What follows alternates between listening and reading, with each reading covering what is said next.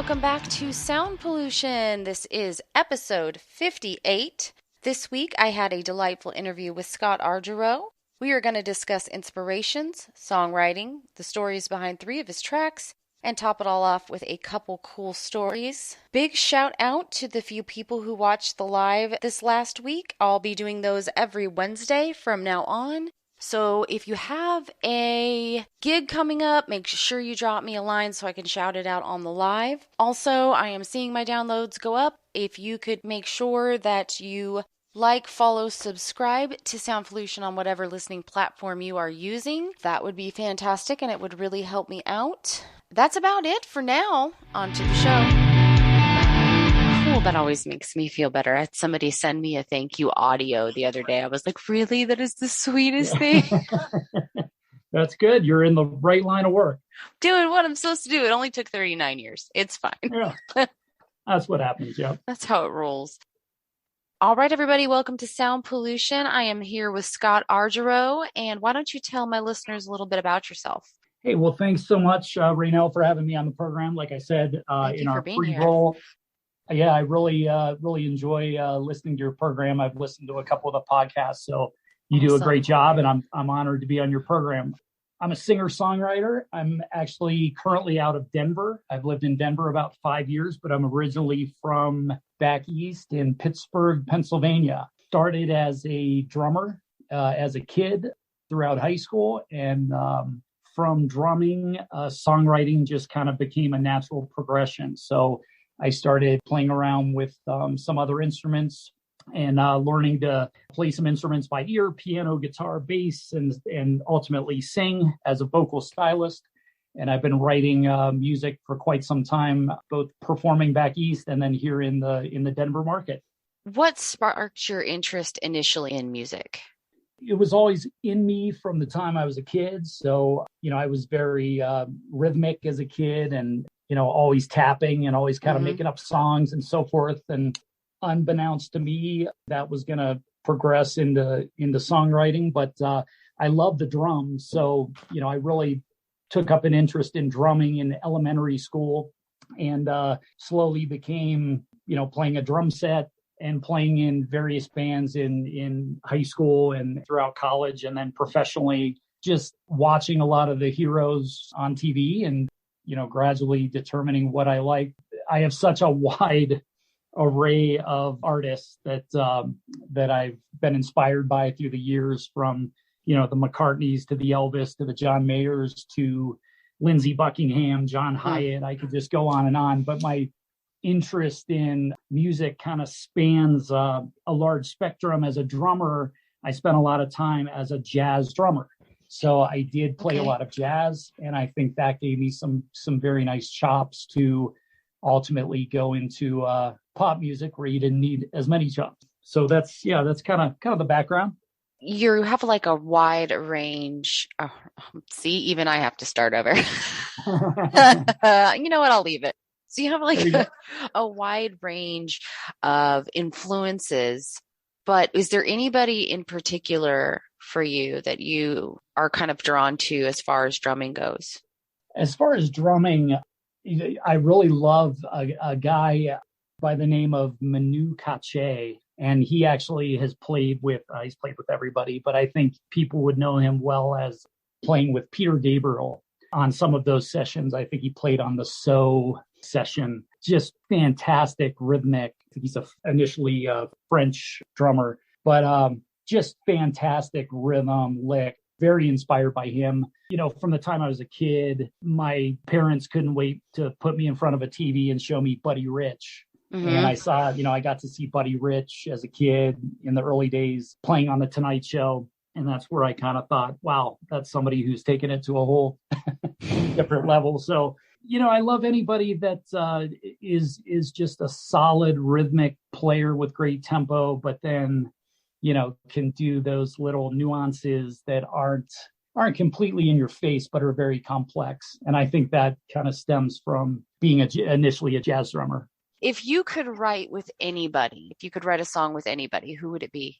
Man, I thought about that. It would probably be, of all people, and again, I'm not I'm a drummer by heart, by nature, and I've picked up some other instruments, but and I'm not really a guitar player. I just play rhythm.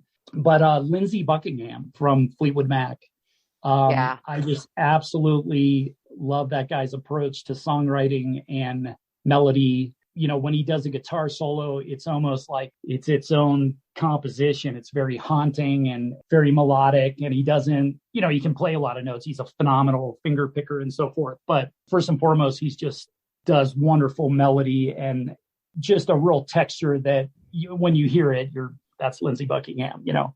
So I would dig it if I got an opportunity to work with Lindsey, and I think he has some spare time on his hands. So. Let's jump into song one then. Speaking of writing with somebody, let's talk about Human to Human. I can actually hear some of the influences you just talked about with that song. What's the story behind that song? Yeah, sure. You know, as probably a lot of artists were doing during the pandemic, everybody's holed up in their house and everybody was creating. And as I, you know, worked from home, I always had a acoustic guitar in my hand and was starting to write a lot of ideas. So Human to Human, kind of a simple melodic song, but very much about disconnection. You know, I think I was feeling the disconnection as everybody was of sitting in their house and being disconnected from parties and concerts and so forth. But then it kind of stemmed as I wrote the lyrics, it kind of branched off into technology and what technology is doing to humanity. And I saw some of the visuals of that in the video. Right. So the music video really, you know, I explained that to the director and he really took that in a cool angle, which I loved. You know, that's what it was about, was just, you know, where are we in terms of, you know, this is wonderful technology. Everything's very cool, but it is disconnecting people. And, you know, not many right now we can talk one-on-one here with our voices, but normally people just want to text and email and so forth. So which is a drag, you know, and you can't sometimes really... I want to hear somebody's voice. I want to have coffee, man. You want to have coffee, man. We do. Yeah, I do too. So that's kind of where that came from. And, you know, if the listeners do get an opportunity to go to my YouTube channel and join, I would love it. It's Scott Argiro, Argiro. And Human to Human is one of those featured videos on the channel. It's a great video. It's really well done. Thank you very much. I enjoyed it. Yeah, it tells a little story within. And I think you'd also hear maybe some Chris Isaak influences. Yeah. I really love, I love the California melodic sound. I really love that. I'm a huge Beach Boys fan. I just saw the Beach Boys down the street from me here in Colorado. And I just really so jealous. Yeah.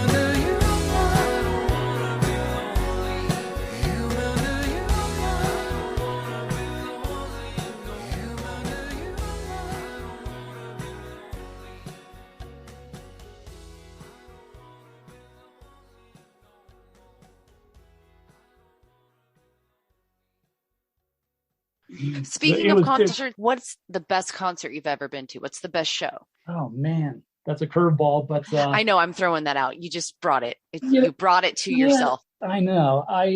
The giant shows, I would say like a U2. I've seen them in a stadium situation back in Pittsburgh, my hometown, and that was phenomenal. And Bono's voice was phenomenal. I did see Peter Gabriel, the So Tour, years ago as a kid. He was tremendous. He was very, I just love the mystique of the whole thing, and I love the drummer that he was touring with, Manu Katché, like I talked about. So I would say those two would be tops. Was there ever an aha moment for you? Was there ever a moment where you were like, this is absolutely what I'm meant to do? When I was a kid, my parents would take our family once a year to Cape May, New Jersey. So we would go to this beach town, to Cape May, and right on the beach, there was this bar. The bar was called Carney's, and I think it's still there to this day. And Carney's was right next door to the miniature golf course. So all the kids, we'd all be, smashing golf balls on the miniature golf course. But Carney's would have the windows open of this bar. And I was just absolutely mesmerized by the music coming out of it. These were just cover bands, but they were cover bands that were playing old Commodores music. And I was hearing Easy Like Sunday Morning and I was hearing Elvis tunes and, more modern stuff. And I think that, as I look back, that was one of the aha moments where I literally, would stand in front of this bar as an underage kid and wasn't allowed in. But each time a drunk person would walk out, I just like relished that, like you could hear 10 the music. seconds of that door swinging open and I could see the bands on the stage, and I was absolutely hypnotized by those bands. So yeah, that would be my aha moment that I look back on. What's your songwriting process like? I'm somebody that, first of all, is a drummer, so very rhythmical. So I'm kind of you start with the beat. Yeah, I'm feeling music, but for the most part, I kind of hear a lot of melodies. So I'm one of these people that it used to be on recorders, and now it's on an iPhone. I have an iPhone with a voice recorder of probably 1,000 melodies that in the middle of driving, I hum into my iPhone. So it starts there where I kind of hear melodies and sing them into a phone. And then I also, once I have that melody, I'll sit at, it's usually a guitar, a bass, or a piano is what I'll sit at. If it's a slower melodic song, it's a piano. But if it's a rock tune, I'll sit at a acoustic guitar and play bar chords, and we'll develop the idea. And then I keep books and books of song titles. So I'm constantly writing down these song titles that I just think would be cool.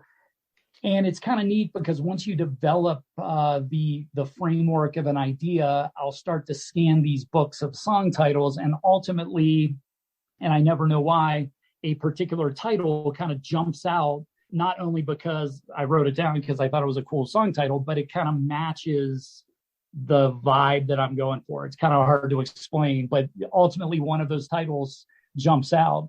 From there, you kind of make the realization that I wrote down that song title probably for a reason, because it meant something to me, and the lyrics kind of start to flow from that title. So that's been my process for the last, probably 15 years or so. So I'm counting 3 instruments. You play 3 instruments. Is it 4? Piano, bass, drums, and rhythm, guitar. Yeah, I play, I play some other stuff like I toy around with a ukulele. But for the most part, yeah, it's drumming and bass, those things that are very percussive. Piano's a percussive instrument too. So I guess I'm more into the percussion side of things. I'm a firm believer that it seems like drummers, if a drummer has some sense of melody, they can become pretty good songwriters. Or great songwriters. You look at a Don Henley, a Phil Collins, Paul McCartney was a drummer. I think drummers really have an idea in terms of a song, how to build a song, when there's tension in a song, and when that song needs to progress into a pre-chorus, a chorus, a bridge. I think the drummer really has that sensibility, if you know what I mean, to, that's why they'll put a drum fill in to build or what have you. But we really have a nice sense of, this is my personal belief, I could be totally wrong, but I think drummers have a nice idea as to how a song should flow. Do you like writing or performing more? Man, that's a weird question. Yeah, I probably like them equally. I love the writing process. I love when, I ultimately normally come to the table with about 20 to 30 songs. And then you go through the process of getting into a studio and starting to record them. And it's so funny because, some of those songs might have been great songs, but they just don't record well, or the idea doesn't formulate how you anticipated. So though it gets whittled down into about a, 12 song album or an EP or what have you. So that's such a neat process to see these songs from just an idea or a melody in your head that becomes a song, and to see them, kind of get born and released and hopefully make you money. But it's always a nice perk. Yeah, that's making a living. Perk. Absolutely. The performing aspect, though, I absolutely love. I love being in front of an audience, and I love telling stories and that whole thing. So I'd hate to say it, but it's an equal thing. It's an equal love. And when you're done with a project and you've recorded it, you can't wait to get out to a club or a theater and do a release party and share it. Let's talk about the next song, California Voodoo.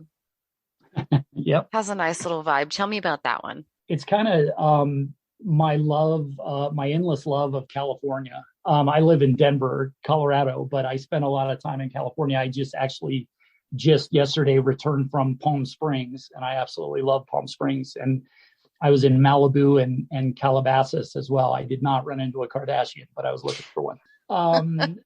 But California Voodoo is about my love of California. It's kind of, I love the vibe. I love, the entertainment element of it. And I've spent a lot of time out there pitching songs and so forth. And I do some acting on the side. So I spent some time there as well on the acting front. But the song is about my love of California. And it's, I think there's a line in there. I like to ride your waves into the shore. I kiss your salty lips. I want more. I'm talking about California, the ocean. There's a particular place in Malibu called Paradise Cove that I absolutely love. That's where the Beach Boys initially did their surf and safari picture. Right there on the beach. And there's so much history to it, TV shows filmed there and so forth. So long-winded answer, but that's California Voodoo is my love of California. I share that love. Different part of California, but I share that love.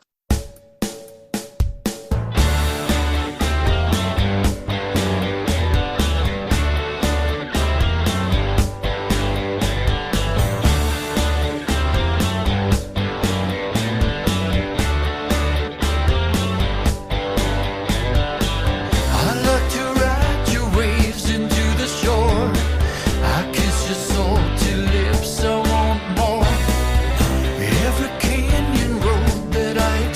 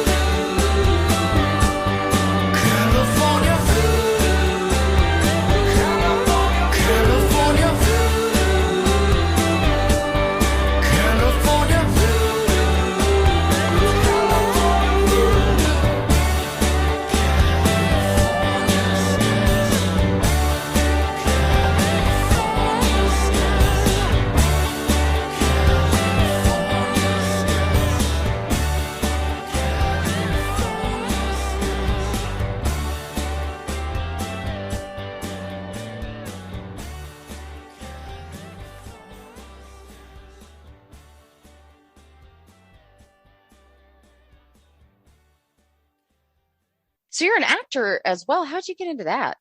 Like I said, I'm a drummer. I'm just hoping nobody finds out that I'm just a drummer. So, I started doing on the side just some, independent films, and most recently I just did a Ridley Scott production, a very small part where I played a evil executive in a Ridley Scott production. So it definitely, music is the thing that I gravitate towards the most and I love the most. But acting is, I don't know, I think it's a natural progression. When you're up on a stage and you're talking to an audience, you're kind of performing, you're kind of an actor in a play, in a way, in your own play. So I That's just an interesting way of looking at it. I never thought of that, but it is a show. It is a show. I laugh because, back in high school, we had a very popular band back in my high school in Western Pennsylvania. And the guitar player, great guitar player, but he spent a lot of time between songs tuning. And, he had this board of contraptions of 50 effects that he was always hitting and popping wires in and out. So there were a lot of pauses between the songs. And what I realized is that, the keyboard player would look at me and say, entertain, basically. So you're up. I spent a lot of time entertaining audiences just by talking, telling stories, stupid shtick and so forth. But that really developed my craft in front of an audience. And I have him to thank, all of his contraptions and his obsessive tuning. Hey, well, he never played out of tune. We can give him that. Oh, that's right. Thank you for pointing you in the right direction. So, a new question I've been asking is, if you weren't a musician, what would you be? Would you be an actor, or is there something else that you would fall back on? No, I think, the two things I gravitate towards are music and songwriting, and acting is the second best thing. So you're just in the creative realm. In the creative realm, absolutely. And what advice would you give somebody who wanted to get into the music business? Yeah, it takes a lot of patience. I would say, the best example I have is there was a night back east where our band had an opportunity to play a pretty big event, opening for a national act at a big theater, and probably 1,000 people, and just a really one of those nice shows where you have a backstage and you have security walking you to the stage and wine and cheese boards backstage, and you kind of feel like a rock star. Well, the night after we had this show, we were in a sandwich shop in Pittsburgh performing for about 4 people that I think were, right now, they were just there to get their sandwich, to tell you the truth. They were like, oh, there's music too? Cool. And they give us a thumbs up. And I thought, I just remember being on the stage thinking, what, in the last 24 hours, what went drastically wrong where we did this fantastic show and then I'm at a sandwich place. But that kind of made me realize that regardless of where you're playing, you have to deliver the exact same performance. If it's in front of 4 people, if it's in front of 1,000 people. So, and I stuck with that. And regardless of where we were playing, it was the same show. And I tried to give the same performance and same energy and make it look like a show, a rock show at an arena, even though many nights it wasn't. Many nights it was bologna and cheese. Yeah, that's right. So that would be my advice, and that takes a lot of energy to keep your head straight and, continue to press forth and continue to release music that, you release something that you think is fantastic and it just kind of doesn't go anywhere. And then you release something that never in a million years did you think people would pick up on, and they love it, so it just takes a lot of trial and error and a lot of consistency. And my advice would be, you have to absolutely passionately love it or you won't do it, because it takes tremendous commitment and passion. So let's talk about the next song, which is my favorite one that you sent me, My Satellite. Oh, you like that one? I like the guitar. I love the love story. Tell me about it. Yeah, that's My Satellite is actually can be read some different ways, but really the song is kind of about, if you've ever been in a room and had a strange feeling like maybe somebody from beyond is there with you, like a ghost or something like that. Or I interpreted that so wrong. No, that's okay. That's good. I've had it interpreted both ways, and that has gotten some great feedback. But yeah, that's really what I was writing about, was kind of getting that feeling that somebody might be sitting in the room with you that's passed on, and your hairs kind of stand up on your arm, and that moment of, not a creepy moment, a peaceful moment, but nonetheless a little bit pause for thought. So that's what My Satellite was about. The guitar in that's beautiful too. Yeah, some great work by a guy named Steve Langemo. He's a great guitar player out of Colorado here, down in Colorado Springs. So I'm lucky to be able to access Steve, and he does some great work.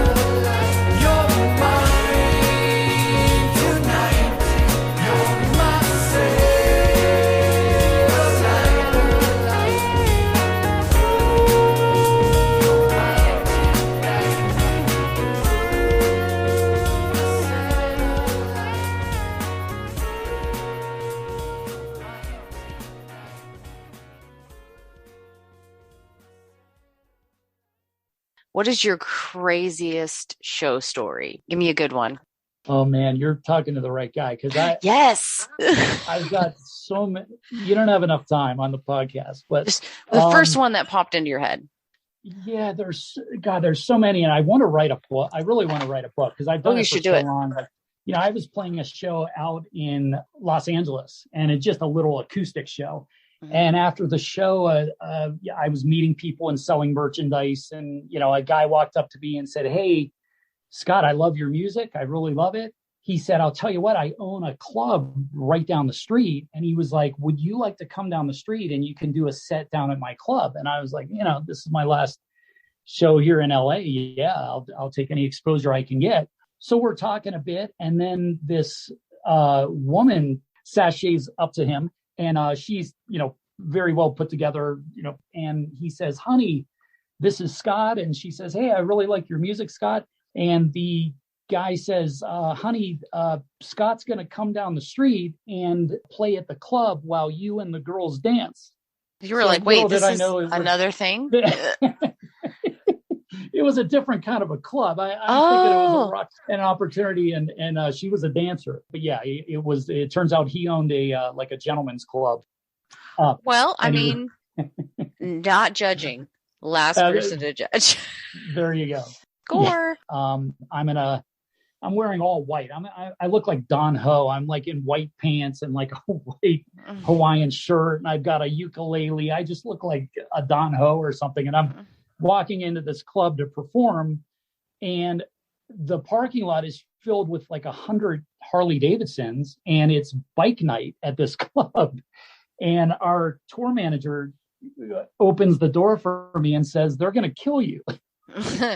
You're dressed as Don Ho." Couldn't have been nicer guy, like super nice. They absolutely got the joke. They were like the nicest guys. But that was a night where I did not dress the part. Do you have any upcoming shows? Right now I'm doing a record. So I'm in my studio. I'm trying to determine if it's going to be an EP or an LP. And I've just started laying down all the instruments. And speaking of Steve Langemo, I'm about to contact him to get into the studio. So I'm going to be working on that through probably November, December.